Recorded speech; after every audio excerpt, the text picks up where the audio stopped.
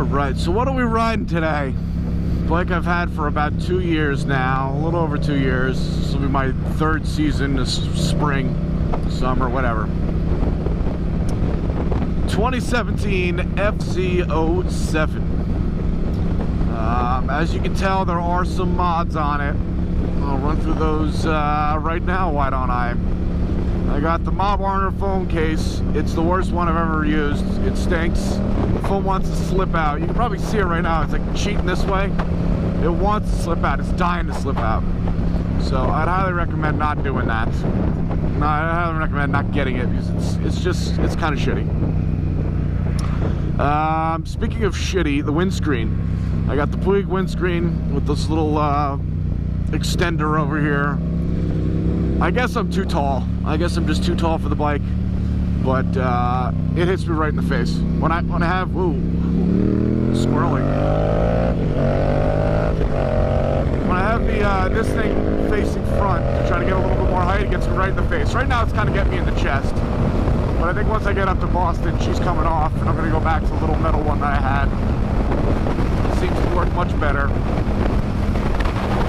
I got the USB plug that I ran to the battery on the other side of the phone. Right now I'm running it to my music because my comm died. We got the heated gloves right here. Here's the switch. Runs underneath to the battery. I got the cord coming out here. I need to get a heated jacket and then I can run it all because it's got like a Y cord that goes to the gloves. And it's just a pain in the ass. It's just, the process of it is a pain in the ass. So, overall it works, but it still needs some fine tuning. I got the shad case on the back. With just the shad case and not this soft bag, it looks like a pizza boy. It looks pretty stupid. I don't think I really thought it through very well. Ooh, sneaky. I don't know if it's that sneaky. Oh, it's kind of sneaky. Yeah, it's sneaky. Yeah, the jet case, I mean, it's utilitarian. I've been doing more long trips, trying to do more long trips. Thank you.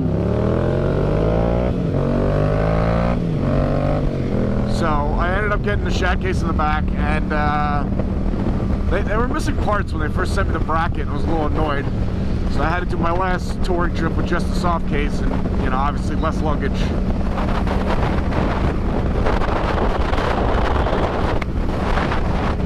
The soft case on the back seat, that works as well. It might be a little overkill unless I'm really doing a 3-4 nighter.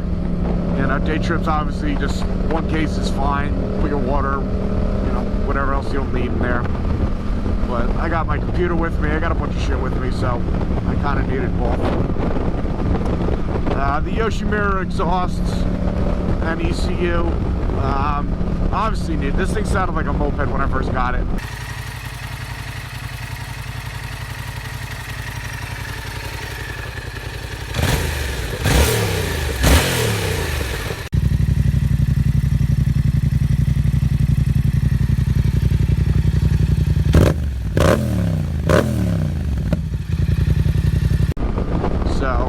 Definitely needed. Whether or not it's a smart purchase, probably not. I mean, I think of a lot of stuff that I put on this bike is not smart because, you know, I was kind of at the point where I was in between turning it into a bit of a touring bike or selling it and just getting a, you know, a Tiger 900 or something.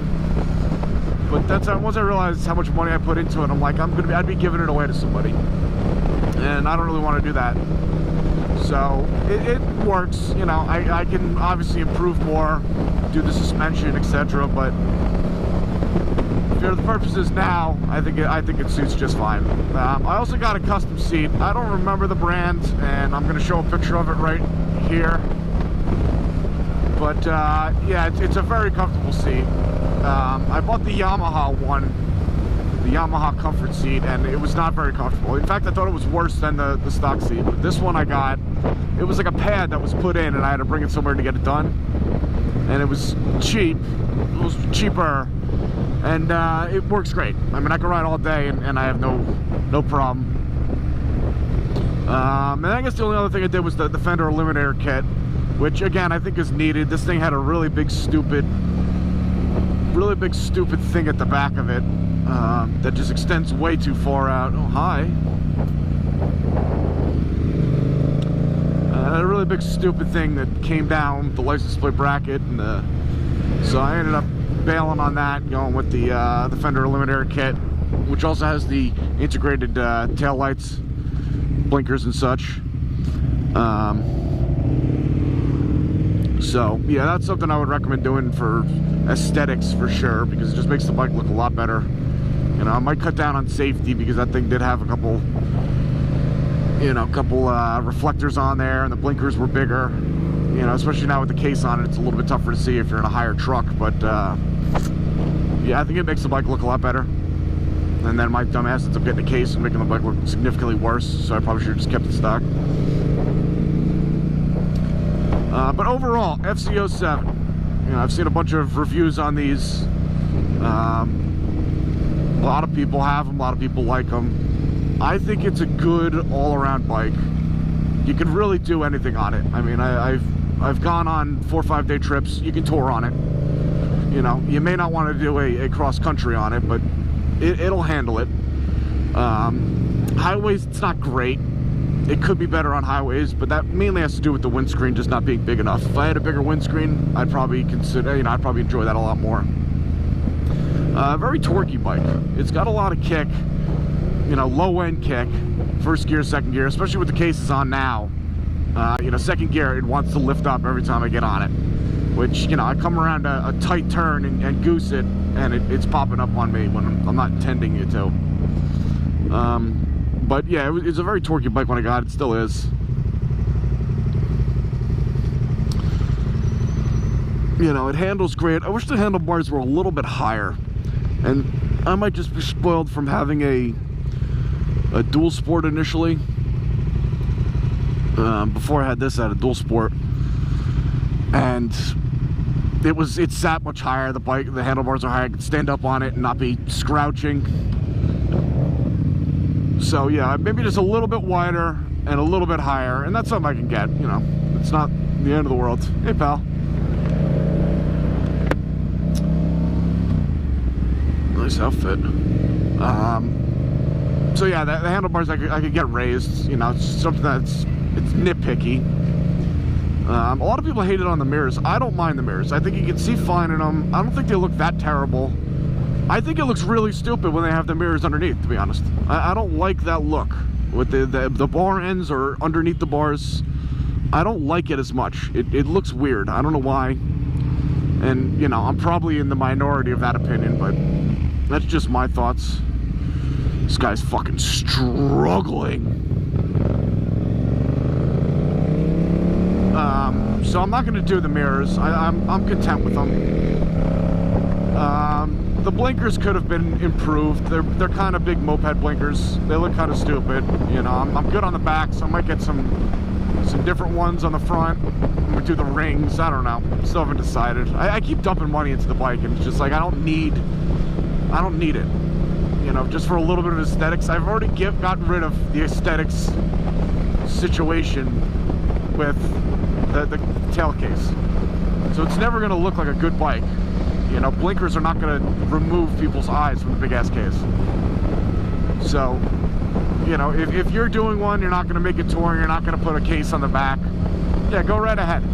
Do the blinkers. It'll improve the look of them significantly. But yeah, overall, I mean, I love this bike. The guys I ride with, obviously, all 1,000 cc's are up.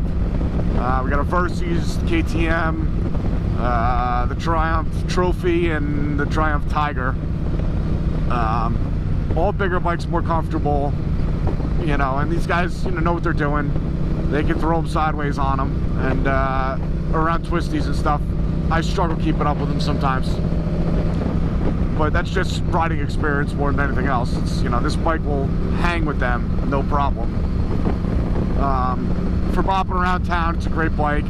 You know, if you want to mess around, do wheelies, it's a great bike. You know, if you want the super fast highway bike, it ain't it. You know, at 110, this thing starts getting a little bit of this because you just got all that wind hitting you.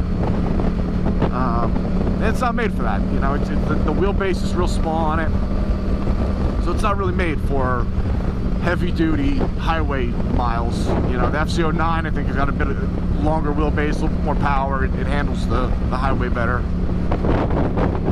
But overall, I would recommend this bike to anybody. If you're a beginner, you know, my advice always is go small. You know, they got the new FZ3 or whatever. If you're somewhat experienced, you've ridden other bikes before, you know how it feels, I would highly suggest getting this. And then people that are experienced, that just want something fun to bop around town on, it's a great bike to do that. It's cheap for the price. Like, I don't know what it costs nowadays, but I think when I bought mine it was like $7 grand. Or a new bike, you know, that you didn't need anything. A new bike ready to go. It wasn't like a new bike that needed a new suspension or needed something. Obviously, I spent money on it, I'm stupid, but hey, pal.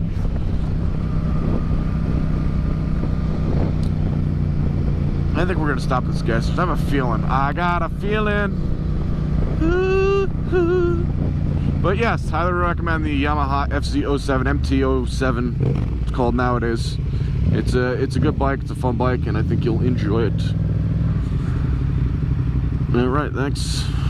Goodbye. Okay, goodbye, Ted.